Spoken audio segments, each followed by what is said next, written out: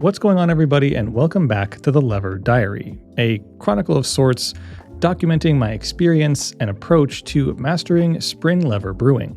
And if you're keeping track, in the last entry I looked into heat and pressure and covered why this machine and many in the lever world break the rules of modern espresso norms. As I've mentioned in the previous episodes, I'm doing my best to try to lay this out in a way that makes sense chronologically. And so what that means is this episode is going to be focused on what happens once you have those settings dialed in, understood, and the lever drops. So of course, today we're finally talking about brewing, and more specifically, we're going into pre-infusion and pressure profiling. So in this video, we'll cover ways to approach them, maximizing their effectiveness, and managing the lever in pursuit of brewing a better shot. But before we get knee-deep into the weeds on this, it's time for a quick word from our video sponsor. If you're into coffee, its culture, and learning about the world around it, Standart magazine is the perfect addition to your brew bar or coffee table. With quarterly releases, they shed light on issues both inside and outside of the cafe, highlight people who elevate the industry, and deep dives into new ideas around all things coffee.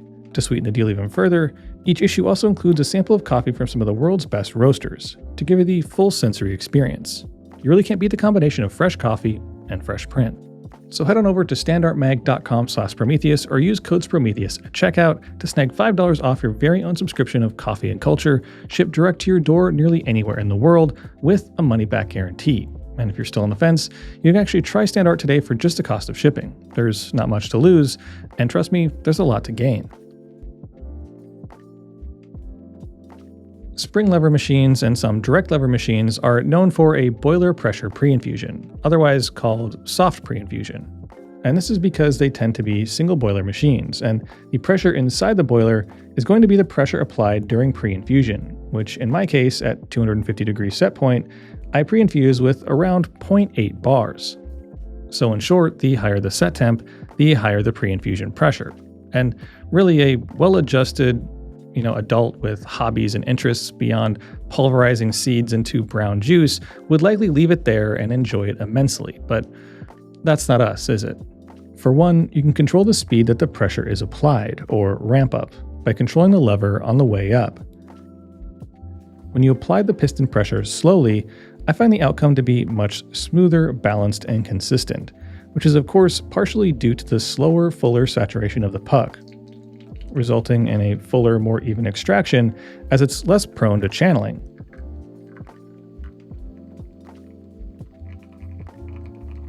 On top of that, the lower pressures allow you to grind your coffee just a bit finer because it doesn't really result in a lot of secondary compaction. Unlike when you release the lever quickly and pressure is applied fast, it can cause a slowdown and possible over-extraction if you aren't grinding coarser. Though I will say both do have their place and there is a lot of room to explore inside that relatively small range, but in my experience, I tend to prefer the lower and slower approach with lighter to light to medium roast coffees, and then the faster approach when it comes to darker roast coffees because I can grind them quite a bit coarser. When it comes to pressure profiling on a spring lever, you essentially are limited to two options. You have the pull back or the push through. And even though the lever profile is arguably very good and approachable, there are some occasions you may want to manipulate that profile. And to be clear, when I say profiling, I do mean post pre-infusion, when the spring lever is ramping up towards whatever your final brew pressure is. And for me, I've found a lot more use for the pullback, at least in terms of a quality product at the end. The pullback allows you to slow the ramp up, reduce the overall brew pressure, and even increase the shot duration. While the push through essentially does the opposite by creating more pressure than what the spring is producing. But for me, this has only come in handy to push through a misdialed shot, because increasing the brew pressure beyond the roughly 9.5 to 10 bars it's already making with the spring tends to produce shots that taste very punchy and astringent.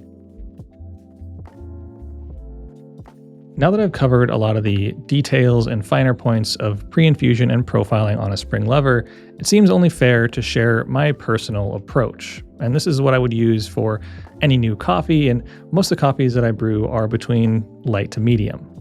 So once you've got your temperature set, your grind dialed, and your puck prepped, I usually start with a slow pull and a short pause between 2 to 4 seconds at the point where I hear water beginning to fill the chamber,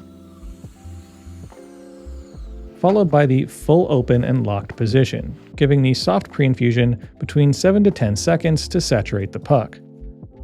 Oftentimes at this point, there is not much if any visible espresso extraction, barring maybe a couple little drips around the outside edges. Then I release the lever, fully controlling the lift to apply a gradual increase in pressure. Finally letting go of the lever as it reaches either a full basket face saturation or around 45 degrees, whichever happens first. From here, allowing the full pressure to peak and then begin its continuous descent as the puck degrades and the flow speeds up. Once it reaches the aimed yield, I pull it, stir it, and taste it, and make any changes necessary if needed to go on to the next round. But for me, honestly, this approach rarely disappoints, leaving me with a well-balanced, full-bodied, and properly extracted espresso that also carries through some of those more nuanced flavors from the coffee without being punchy or overly acidic.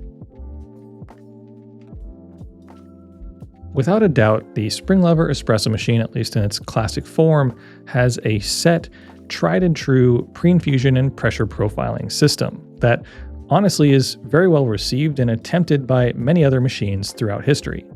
But as good as it is, what kind of coffee nerd would I be if I didn't meddle with it in pursuit of a better cup? And of course, over the last half a year or so, I've done just that. Unlike the last video in the series that focused much more on hard numbers and scientific measurements, this one is more so based on my personal approaches, my personal preferences, and what I'm really wanting to get out of an espresso. But in the end, I can't help but just continue to repeat that I'm pretty surprised at how much customization I can get out of a machine that's purely using a piston, spring, and lever. But on that bombshell, I think it's time I start wrapping this one up, and as always, pass the conversation on to you. So what are your thoughts on spring lever espresso machines and their uniquely designed brewing capabilities in terms of pre-infusion and profiling? Do you think that what they do is actually genuinely different compared to machines with similar capabilities, or are they truly in a league of their own? Drop your answers to those questions and any others you may have in the comment section down below. And as always, I'll see y'all in the next video. Thanks for watching, and if you enjoyed the video, don't forget to like, share, and subscribe. Hit that little bell button for notifications when new videos drop. Check out my Instagram at Sprometheus for more coffee content. Help support the channel by considering becoming a member for exclusive access. And as always, stay caffeinated. Pony Boy.